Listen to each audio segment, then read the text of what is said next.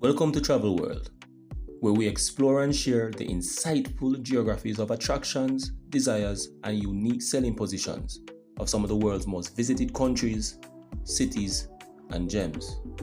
Our purpose with this series of videos is to increase your understanding of what makes these destinations highly sought after, who are the visitors, and how much each country/destination makes.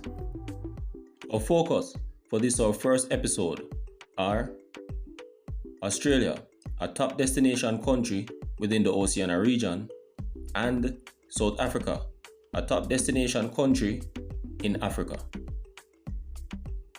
Australia. Also known as the island continent, Australia has a total area of 7.688 million kilometers square. In terms of climatic zones, Australia boasts a wide array of climates, and these climates, based on this visual representation, can be identified specific to the countries. So we can see climates that are related to India, Sahara Desert, South Africa, Central Italy, Florida. So it gives you the indication that Australia provides or has climates that resemble arid environments or desert environments, temperate regions, tropical regions, subtropical regions. Now this representation is very insightful in that it gives some form of clarity as it pertains to the wider scope of attractions/tourism Australia has to offer. Now this visual links quite well with the data shared by travelaustralia.gov website. As it states, the top reasons for travel by its international tourism market includes holiday travel, visiting friends, family, business, education. The regions or countries of its international travelers include India, China, USA, UK. As per a Google search, Australia boasts a wide array of popular tourist destinations in the form of major cities such as Sydney and Melbourne, and physical attractions such as the Great Barrier Reef, as well as the Australian outback.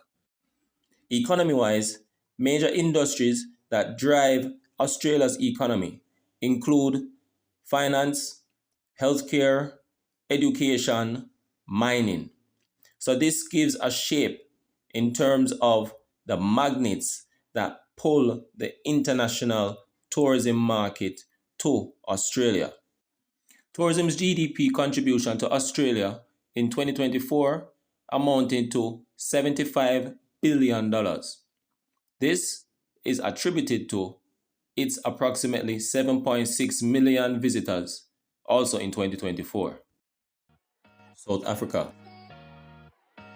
Also known as the Rainbow Nation, according to National Geographic Kids, South Africa boasts a land area of 1.22 million kilometers square. In terms of its general climate, South Africa ranges from subtropical to temperate. According to gov.za, a South Africa government website, South Africa's international tourism markets include Germany, UK, Brazil, China, Japan, India. Interestingly, as per this same website, South Africa's largest market for tourists comes from the African continent, specifically the country of Zimbabwe. The source tourism markets for South Africa amounted to 6.8 million tourist visits in 2024. But what you should note is that as per Business Insider Africa, South Africa's total tourist visits amounted to 8.92 million. So its source tourist markets in the form of Zimbabwe and Africa as examples amounted to over 75% of its tourism in the year of 2024. Now, unlike data gathered for Australia, South Africa's GDP contribution from its tourism is not as conclusive. What it is that I have gathered is from just accommodations. And as per its accommodations contributions, this amounted to approximately 1.7 billion US dollars for the year of 2024. In comparing the tourism strengths in context of magnets for South Africa, they are a stark drop relative to Australia.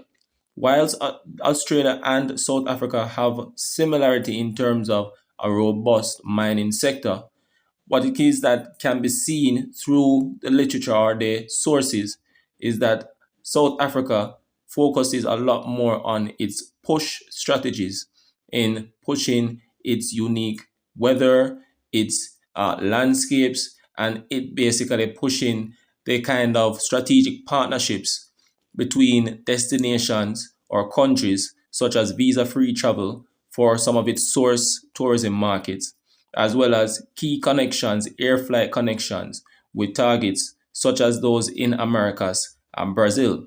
It also emphasizes a lot of effort in security and safety, the promotion of increased or improved security and safety.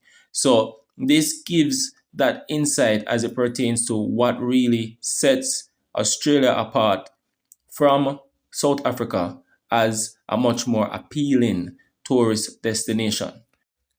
This discussion of South Africa closely resembles that of Jamaica. In Jamaica's case, we have removed the visa barrier between ourselves and Dominican Republic. Similar to that, we have extended or expanded our target markets in the form of the Middle Eastern countries such as Qatar, as well as the Latin American countries, such as, say, for example, in Colombia. In addition to that, we are heavily promoting a much more safer Jamaica. So we basically are pushing the whole narrative or public relations as it pertains to the policing, as it pertains to the kind of effect the policing is having in the context of curbing crime and violence.